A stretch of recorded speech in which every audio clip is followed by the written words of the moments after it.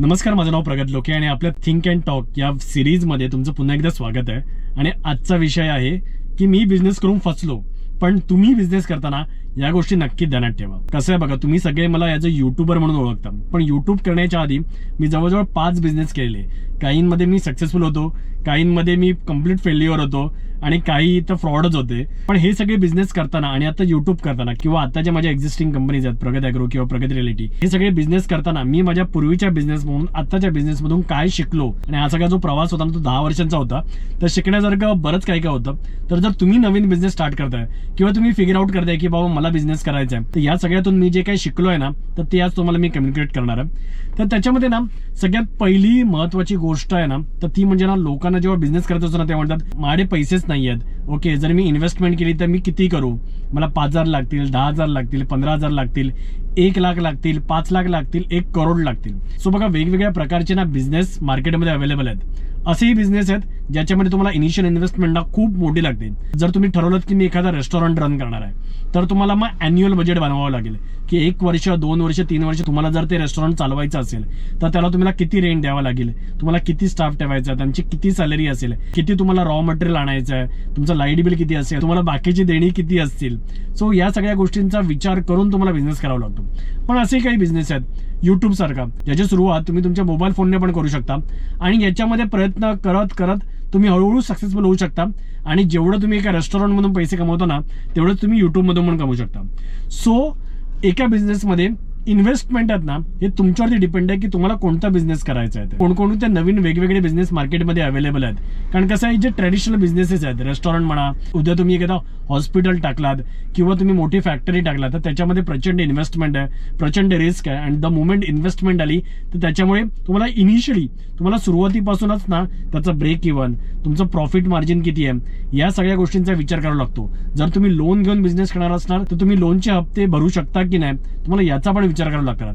कारण याची वेगवेगळी एक्झाम्पल्स आहेत. जसं मी तुम्हाला बोललो हे युट्यूब सारखं आहे, तसंच मी मध्ये एकदा ओला उबेरमध्ये गाडी पण टाकलेली. तेव्हा मी एक कार घेतली आणि माझ्या डोक्यावरती कारचं लोन असायचं. मग मला ड्रायव्हरची सॅलरी पण काढावी लागायची, पेट्रोलचे एक्सपेन्सेस असायचे. तर हे सगळं मॅनेज करून ना माझ्या हातामध्ये ना काहीच उरायचं नाही. जर तुम्ही कोणताही बिझनेस करताय तर प्रयत्न करा की तुमची जी बिझनेसमधली इनिशियल इन्व्हेस्टमेंट आहे ना, ती कमीत कमी किंवा निग्लिजिबल असेल ना, तर नथिंग लाईक इट. अदरवाईज मी तुम्हाला एक बेस्ट ऑप्शन देतो, you start with trading. Okay, trading म्हणजे काय की एखाद्या ठिकाणी जर एखादी गोष्ट स्वस्त मिळते तर तिकडून तुम्ही घेऊन या, चांगल्या प्रकारे ती पॅकेज करा आणि चांगल्या प्रकारे ती लोकांपर्यंत पोहोचवा. जर तुम्ही हे करू शकलात ना, याच्यातून पण तुम्ही चांगलं उत्पन्न करू शकता आणि तुम्ही याच्यातून चांगला एक्सपिरियन्स घेऊ शकता. आणि ज्यावेळी तुम्ही ट्रेडिंग करता म्हणजे तुम्ही सेल्स करायला लागता, ऑलरेडी तुम्हाला माहिती आहे की माल कसा खपवायचा. जर तुम्हाला माल कसा खपवायचा हे माहिती असेल तर तुम्ही माल जेव्हा बनवाल ना, तेव्हा तुम्हाला डोक्याला त्रास नसणार आहे की बाबा माझा माल तर मी खपवू शकतो. So I am not worried. जसं एक स्मॉल एक्झाम्पल, मी प्रगत ॲग्रोची कंपनी फॉर्म केली. तर याच्या आधी मी बऱ्याच कोकणातल्या मोठमोठे ज्यांची फॅक्टरीज आहेत, ज्यांचे बिझनेसेस आहेत, ज्यांची मॅन्युफॅक्चरिंग युनिट आहेत, त्यांना पण भेटलेलो. मला त्याची पण आयडिया आहे, पण मी त्याच्यामध्ये सुरुवातीला उतरलो नाही. जर मी सुरुवातीला मॅन्युफॅक्चरिंग मध्ये उतरलो ना, तर मला सेल्स नाही करता येणार. म्हणून मी सुरुवात केली मँगो पासून. आपले तोडणकर काका आहेत, तर त्यांना मी पर्सनली ओळखतो. माझ्या त्यांच्यावरती ट्रस्ट होता की बाबा ते आपल्याला चांगला माल प्रोव्हाइड करतील. सो मालाची क्वालिटी मी मेक शुअर की मला चांगला माल मिळणार आहे. मी माझा फोकस केला तो सेल्स वरती आणि लोकांना इफेक्टिव्हली त्यांच्या घरापर्यंत कुरिअरने आंबे पोहोचले पाहिजेत, या गोष्टीवरती. आता मी सेल्स केलाय, तर या सेल्स केल्यानंतर मी पुढच्या स्टेप्स आहेत ना त्याच्याबद्दल विचार करू शकतो की बाबा उद्या मी एखादी बाग आहे, एक तर ती बाग मी रेंटवरती घेऊ शकतो, अॅन्युअल रेंटवरती, आणि त्याच्यातून जे उत्पन्न येईल तर ते मी नंतर मग माझ्याच प्रगत ॲग्रो कंपनी थ्रू विकू शकतो. एखादी मी आंबा बाग पण विकत घेऊ शकतो, पण मग त्याच्यामध्ये इन्व्हेस्टमेंट आली. जर समजा उद्या मी 50 लाख रुपये त्या आंबा बागेमध्ये टाकले, तर मला मेक शुअर करावं लागणार की बाबा त्याचे जर मी लोनवर घेऊन ती जागा घेतलेली आहे, तर मग त्याचा जो EMI आहे तो मला पे करावा लागणार. मग परत माझी इन्व्हेस्टमेंट वाढली, मग माझ्यावरचा प्रेशर वाढला. ट्रेडिंगमध्ये तेवढा प्रेशर नसतो. सो जर तुम्ही बिझनेस करताय ना, तर पहिल्यांदा ही गोष्ट तुम्ही लक्षात घ्या की तुमची इन्व्हेस्टमेंट किती आहे. आणि जर तुमच्याकडे इन्व्हेस्टमेंट करायला पैसे नसतील तर स्ट्रेट अवे ट्रेडिंग सुरुवात करा. जसं तुम्ही बघता आज मुंबईमध्ये रस्त्यांवरती नॉर्थ इंडियन्स आहेत आणि ते काय करतात, वाशे मार्केटमध्ये जातात किंवा एखाद्या होलसेलरकडे जातात, भाजीपाला, कांदे, लसूण हे सगळं घेऊन येतात आणि इकडे विकायला बघतात. आणि मग ते विकतात आणि त्यातून पैसे कमवतात. याच्यामध्ये तुमची खूप मोठी इन्व्हेस्टमेंट लागत नाही. सो जर तुम्हाला कोणताही बिझनेस, जर उद्या कोणाला साडीचा बिझनेस सुरू करायचा असेल तर होलसेलमध्ये साड्या विकत घ्या, आधी रिटेलमध्ये विका. रिटेलमध्ये विकताना तुम्ही तुमचं ब्रँड क्रिएशन करा आणि एकदा तुमचा ब्रँड झाला की त्यानंतर मग तुम्ही स्वतः होलसेलर बनवू शकता किंवा मॅन्युफॅक्चरांशी टायअप करू शकता आणि तुम्हाला हवा तसा माल बनवून घेऊ शकता आणि जेव्हा तुमचा बिझनेस खूपच मोठा होईल त्यावेळी तुम्ही मॅन्युफॅक्चर पण बनवू शकता. So go step by step. So हे झालं फक्त इन्व्हेस्टमेंटवरती. आता आपण वळूया ते दुसऱ्या मुद्द्याकडे. त्याच्यामध्ये आहेत ना रिटर्न्स म्हटलं ना की समजा एखादा बिझनेस करून तुम्हाला ऍक्च्युअल पैसे किती मिळतात. आता याची ना वेगवेगळी गणित आहे. तुम्ही याला प्रॉफिट मार्जिन पण म्हणू शकता की तुमचं नेट इन्कम पण म्हणू शकता, तुम्ही त्याचं अॅन्युअल इन्कम पण म्हणू शकता. कारण तुम्ही कोणताही बिझनेस करताना हे पण समजून घेतलं पाहिजे. जर तुम्ही एखादी गोष्ट 100 रुपयाची विकत घेताय, ती तुम्ही इकडे पॅकेज करताय, त्यानंतर मग तुम्ही ती ट्रान्सपोर्ट करताय आणि समजा ती 100 रुपयाची गोष्ट हे सगळं करताना पॅकेजिंग आणि ट्रान्सपोर्ट कास्ट करून ना 130 रुपयाची होते आणि त्यानंतर तुम्ही ती विकताय फक्त 140 रुपयाला किंवा 150 रुपयाला, तर तुम्हाला सगळी मेहनत करून उरले किती रुपये? 20 रुपये. आणि याच्यामध्ये पण तुम्हाला ती गोष्ट विकण्यासाठी ॲडव्हर्टायझिंग आणि सेल्सची कॉस्ट आहेच ना, त्याच्यासाठी तुम्हाला प्रमोशन करावं लागणार, तुमचा स्वतःचा वेळ द्यावा लागणार. जर तुम्ही 150 रुपयाची गोष्ट विकून जर फक्त 20 रुपये कमवले तर त्याच्यामधून तुमच्याकडे किती होणार? कधीतरी तुम्हाला त्याच्यावरती टॅक्स पण पे करावं लागणार. ही जी प्रॉफिट मार्जिन आहे ना ते समजून घेणं अतिशय आवश्यक आहे. आणि आता ना असे बरेचसे डिजिटल प्रोडक्ट आलेले आहेत की ना त्याची ना जी मॅन्युफॅक्चरिंग कॉस्ट आहे किंवा ऍक्च्युअल कॉस्ट आहे प्रोडक्टची ती खूपच निग्लिजिबल असते आणि त्याच्यातून जे तुमची प्रॉफिट मार्जिन आहे ना ती प्रचंड असते. समजा तुम्ही एक सेलिब्रिटी शेफ आहात आणि तुम्ही ठरवलात की मी कुकिंग क्लासेस स्टार्ट करणार आणि त्या कुकिंग क्लासेसचे तुम्ही 10 एपिसोड शूट करून एकाच वेळी ठेवून दिले आणि जो व्यक्ती पण तुमच्या कुकिंग क्लासेसला ऍडमिशन घेणार त्याला तुम्ही ते 10 एपिसोड डिलिव्हर करणार. ते 10 एपिसोड तो बघणार आणि त्याच्यानंतर मग तो कुकिंग शिकणार. याच्यामध्ये म्हणजे तुम्ही स्पेशलायझेशन करताय. समजा तुम्ही एखादा केक बनवणारी व्यक्ती आहे, तर केक बनवणाऱ्याचेच 10 एपिसोड बनवले किंवा तुम्हाला प्रोफेशनली केक बनवायला शिकायचं आहे तर त्याच्यासाठी 10 एपिसोड बनवले, तर एपिसोड तुम्ही एकदाच बनवून ठेवलेले आहेत. जेव्हा तुम्ही सेल करण्याचा प्रयत्न करताय, समजा त्या कोर्सची कॉस्ट असेल 1000 रुपये, सेल्स, मार्केटिंग, ऑफिस एक्सपेन्सेस, त्याची जी इनिशियल कॉस्ट आहे ती पण थोडीफार लागली तर त्याची कॉस्ट होईल हार्डली 200 ते 300 रुपये. म्हणजे तुम्ही 1000ची गोष्ट विकून तुम्हाला डायरेक्ट 700 रुपये प्रॉफिट होतोय. म्हणजे तुम्हाला डायरेक्ट 70% प्रॉफिट आहे. पण असे सुद्धा प्रोडक्ट असतात जसे FMCG मध्ये असतात, म्हणजे आपल्या घरगुती वस्तू, तर त्याच्यामध्ये जास्त मार्जिन नसतं. म्हणजे जर एखाद्या गोष्टीचं मॅन्युफॅक्चरिंग कॉस्ट असेल ना ती 130 रुपयाला आहे तर तुम्हाला ती 160-170 रुपयाला असते. कारण ती कंपनी आहे ना ते प्रोडक्ट ना क्वांटिटीमध्ये विकते आणि जेव्हा ती क्वांटिटीमध्ये विकते ना तेव्हा ते लेस प्रॉफिट मार्जिनवरती पण ऑपरेट करू शकतात. सो जर तुम्ही पण एखादा बिझनेस स्टार्ट करताय तर याचा पण विचार करा की तुम्ही किती अमाऊंट इन्व्हेस्ट करताय आणि त्या इन्व्हेस्टमेंटवरती तुम्हाला ऍक्च्युअल रिटर्न किती मिळतोय. आणि हे सगळं करणं महत्त्वाचं काय माहिती आहे, कधी कधी काय होतं की आपण एखादा बिझनेस करायला सुरुवात करतो, आपण त्याच्यामध्ये समजा इन्व्हेस्ट केले 10 लाख रुपये आणि 10 लाख रुपये केल्यानंतर एका वर्षानंतर सगळे एक्सपेन्सेस काढल्यानंतर ना आपण बघतो अरे या बिझनेस म्हणून मला तर काय पैसेच मिळाले नाहीत किंवा जे माझं जे प्रॉफिट आहे ना ते हार्डली 20,000 रुपये आहे. एवढी सगळी मेहनत करून फक्त 20,000 रुपये. पण जस्ट इमॅजिन करा हे जरी 10 लाख रुपये तुम्ही उद्या स्टॉक मार्केटमध्ये ठेवले असतील, ॲज अ म्युच्युअल फंडमध्ये इन्व्हेस्टमेंट केली असती तर तुम्हाला किती रिटर्न मिळाले असते? म्युच्युअल फंडमध्ये 12 to 15% अॅन्युअल रिटर्न्स मिळतात. जर तुम्ही 3 to 5 years इन्व्हेस्टेड असाल तर 12 to 15% पण नको, आपण 10%च पकडूया. तर 10 लाखावरती 10% म्हणजे किती झाले? तुम्हाला 1 लाख रुपये मिळतील. आणि याच्यामध्ये तुम्हाला काही मेहनत करायची गरज आहे का? काहीच नाही. आणि म्युच्युअल फंडमध्ये आपण इन्व्हेस्ट करतो, स्टॉक मार्केटमध्ये इन्व्हेस्ट करतो, आपण त्या कंपनीजमध्ये इन्व्हेस्ट करतो आणि त्या कंपनी आपण कुठेतरी ओन करतो, ती कंपनी बिझनेस करते, ती कंपनी प्रॉफिट कमवते आणि त्याच्यामुळे आपल्या म्युच्युअल फंडची प्राइस वाढते आणि आपल्याला 10% रिटर्न मिळतात. म्हणजे काही न करता सुद्धा तुम्हाला बिझनेस करता येतो आणि याच्यासाठी तुम्ही स्टॉक मार्केट किंवा म्युच्युअल फंडमध्ये लॉंग टर्म इन्व्हेस्टमेंट करू शकता आणि अशा प्रकारे सुद्धा तुम्ही 10% रिटर्न मिळू शकता. त्यामुळे जर तुम्ही बिझनेस करताय तर विचार करा की बाबा 1 वर्ष या बिझनेसवरती मी प्रचंड मेहनत करणार आहे आणि एवढे एफर्ट टाकणार आहे आणि शेवटी एका वर्षानंतर मला याच्यातून किती इन्कम मिळेल. जर तुम्ही उद्या 10 लाख रुपये गुंतवलात आणि जर तुम्हाला त्या बिझनेसमधून उद्या 20 लाख रुपये मिळाले तर मी म्हणेन गुड बिझनेस, खूप चांगला बिझनेस. आणि मी हे सगळं नेट प्रॉफिट बोलतोय टॅक्स दिल्यानंतरचं. 10 लाख रुपये गुंतवून तुम्हाला 3 लाख मिळाले म्हणजे तुमचं रिटर्न किती होता? 30%. That is also good profit. पण असे पण बरेच बिझनेस असतात ज्यांच्यामध्ये सुरुवातीला तुम्हाला प्रॉफिट नाही कमवता येतं. रेस्टॉरंट इंडस्ट्री आहे त्याच्यामध्ये ब्रेक इव्हन व्हायलाच कधी कधी 3 वर्ष लागतात. म्हणजे तुमची इन्व्हेस्टमेंट जर समजा 25 लाख असेल तर ती पूर्णच्या पूर्ण रिकवर व्हायला 3 वर्ष लागतात. पण देन तुमचा जर लॉंग टर्म विजन असेल, तुम्हाला त्याच्यातून एक चांगला ब्रँड क्रिएट करायचा असेल, तुम्हाला हॉटेल इंडस्ट्रीबद्दल पॅशन असेल आणि तुम्हाला आयुष्यभरासाठी तेच काम करायचं असेल, so then it is worth तुम्ही 2-3 वर्ष एक्सपेक्ट करू नका की तुम्हाला प्रॉफिट होत आहे, पण लॉंग टर्मच्या दृष्टीने तुम्हाला त्याच्यामधून एक ब्रँड क्रिएशन होत आहे, तुम्हाला लाईफ टाईमसाठी एक इन्कम सोर्स जनरेट होतोय. पण जेव्हा पण तुम्ही बिझनेस करणार आहात तेव्हा प्रॉफिट मार्जिन आणि तुमचे अॅन्युअल रिटर्न्स हे ऍक्च्युअल किती आहेत ना हे नक्की चेक करा आणि चांगली मार्जिन असणाऱ्या बिझनेसवरतीच फोकस करा. आणि मी तर म्हणेन जर तुम्ही न्यू बिझनेसमॅन असाल तर आधी ट्रेडिंगवरती फोकस करा.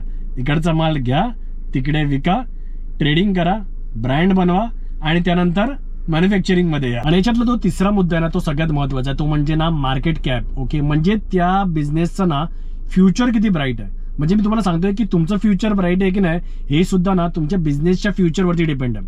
म्हणजे बघा, तुम्ही उद्या समजा एखाद्या पर्टिक्युलर फील्डमध्ये काम करायला सुरुवात केली तर बघितलं पाहिजे की ते फील्डचा पोटेन्शियल किती आहे. जर समजा तुम्ही उद्या ऍग्रिकल्चर या फील्डमध्ये काम करायला गेलं तर ऍग्रिकल्चरचा टोटल टर्नओव्हर आहे ना तो बिलियन्स मध्ये आहे. म्हणजे जी ऑपॉर्च्युनिटी ना ती खूप मोठी आहे. तसंच जर तुम्ही म्हटलात उद्या मला कार बिझनेसमध्ये एंटर करायचं आहे, कार बिझनेसची पण ऑपॉर्च्युनिटी भरपूर मोठी आहे. पण जर तुम्ही एखाद्या स्पेसिफिक प्रोडक्टवरती फोकस करताय, समजा तुम्ही ठरवलं की मी मसाला उत्पादकच बनणार, तर मग मसाल्याचा टोटल महाराष्ट्रामध्ये टर्नओव्हर किती आहे, त्याच्यामध्ये कॉम्पिटिशन किती आहे आणि मग एवढी सगळी कॉम्पिटिशन करून तुमचा मॅक्झिमम टर्नओव्हर किती होऊ शकतो आणि त्याच्यातून मग तुमची प्रॉफिट मार्जिन किती असणार याचा पण ना आपण बिझनेस करताना विचार करणं आवश्यक आहे.